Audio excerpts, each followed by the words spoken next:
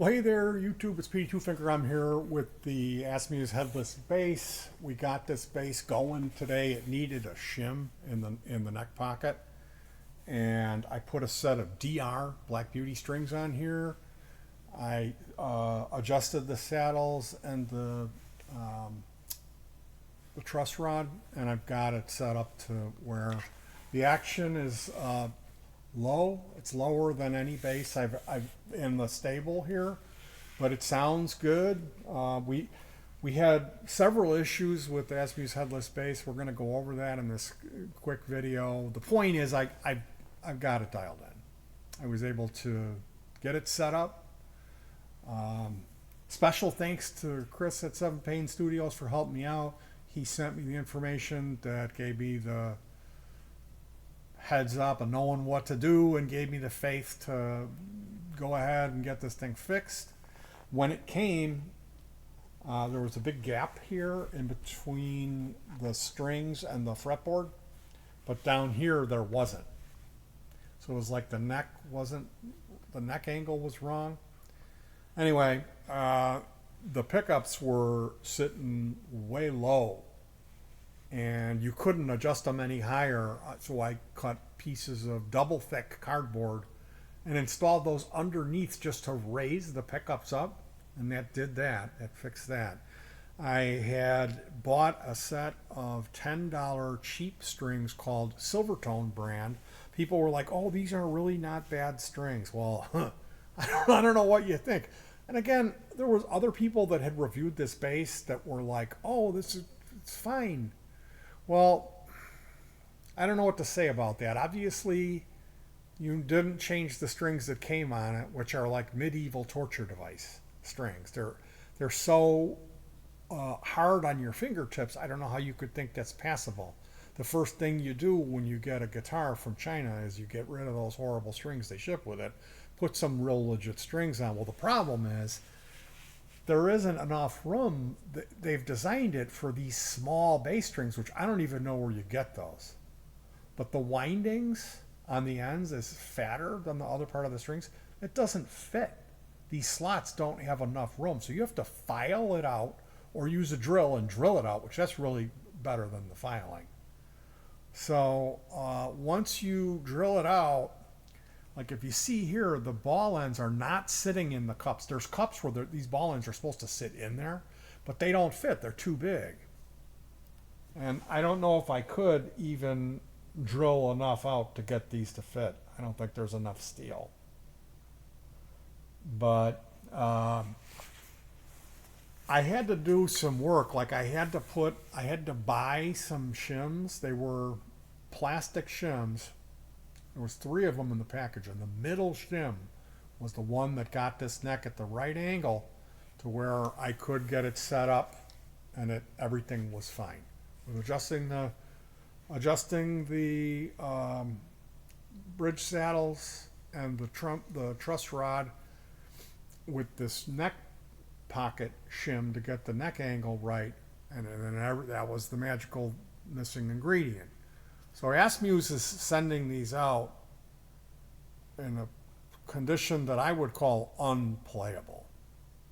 If you're for any serious bass playing, I mean, if you're only going to play the first 5 frets, you could fake it through that. But anything past there, there's too much of a gap. It's getting to be a big, significant gap. And then the pickups were so quiet because there was such a gap in between.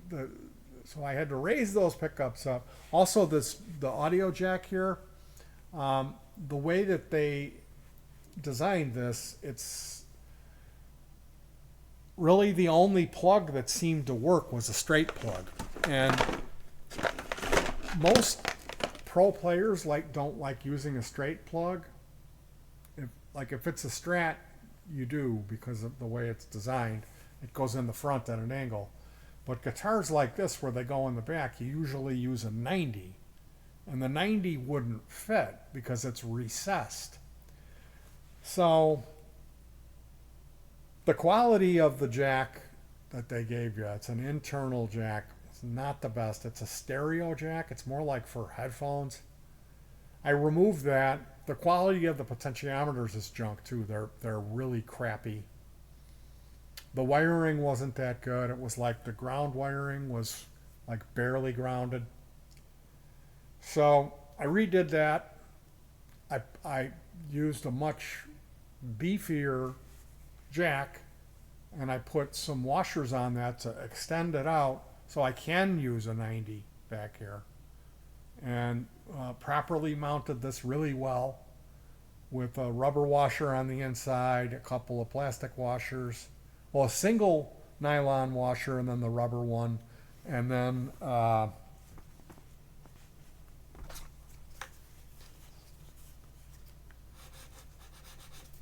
nice fastener on the inside. And I'm looking at this now. It's got primer on it. On this jack, there's primer.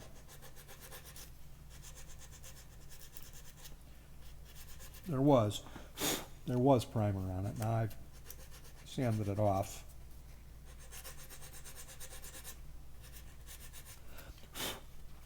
So you need to shim the neck. You need to give it a setup.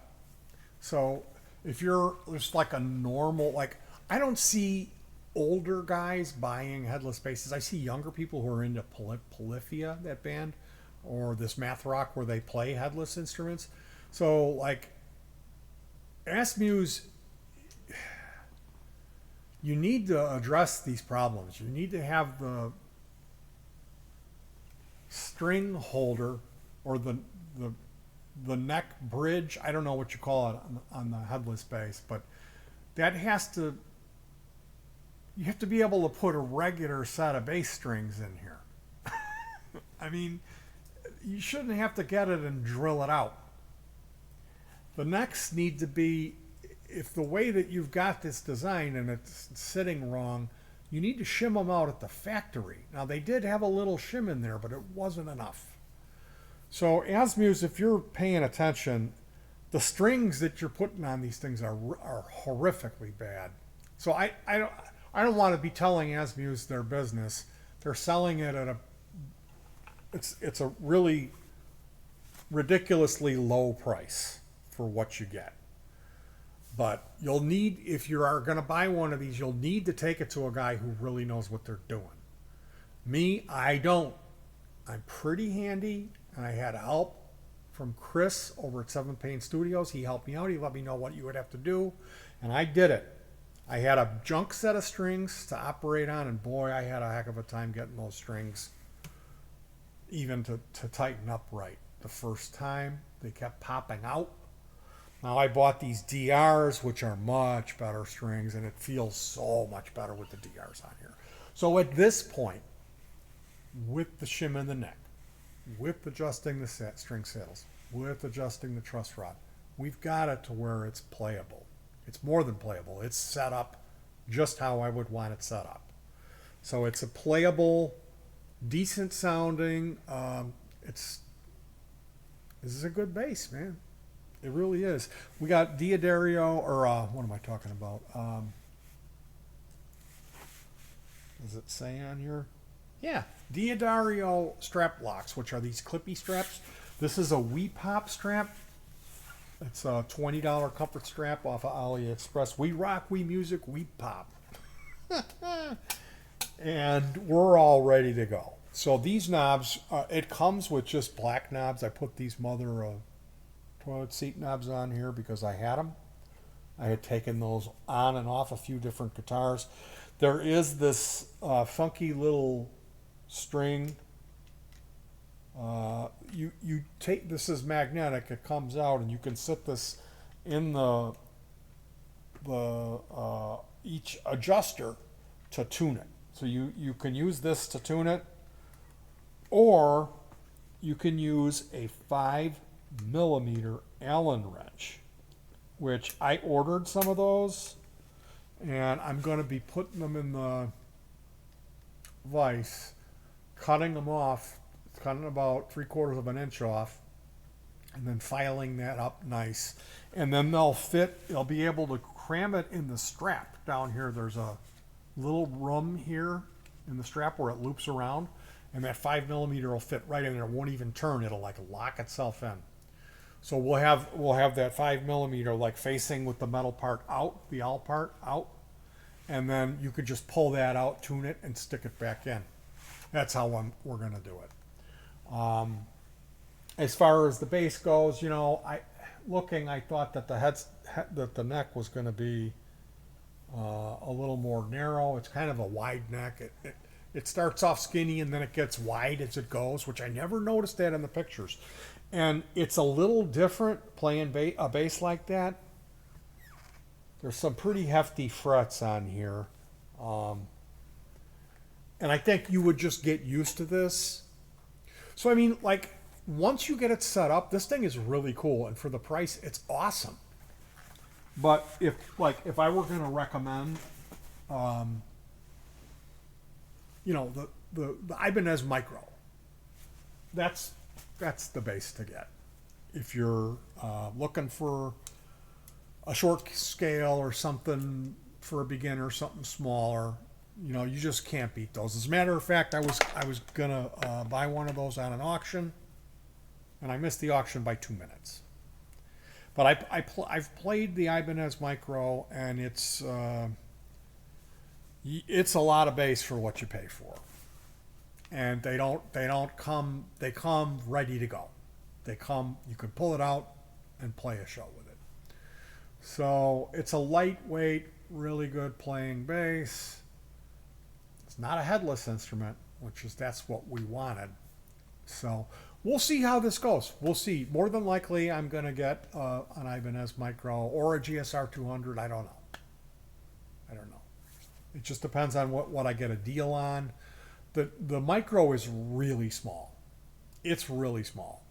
Do we need that? Well, it might be nice to have. But if I got the GSR 200, I wouldn't cry over spilled milk, because it's a great bass, and that's all I'm looking for. I mean, the only thing that I would hold against that is I believe that there's a 9-volt battery. There's some type of bass boost on there, which is cool when you have it. You just got to make sure that you have a fresh battery, or every 6 months, put a new one in. Anyway, you guys, thanks for joining me on this one.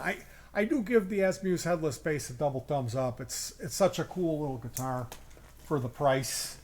The state that it's in now, I give it 2 thumbs up, because it's playable. But I was really flustered. The past couple of days were not easy on me. I did get it going. And again, that's all special thanks to Chris over at sevenpain Studios. Thank you so much, Chris. And I will talk to you guys soon. The only thing I ask, hug your pets. Be nice to a little animal. That's all I'm asking. Give them a treat. Give them a hug. I always like to do this. And peace.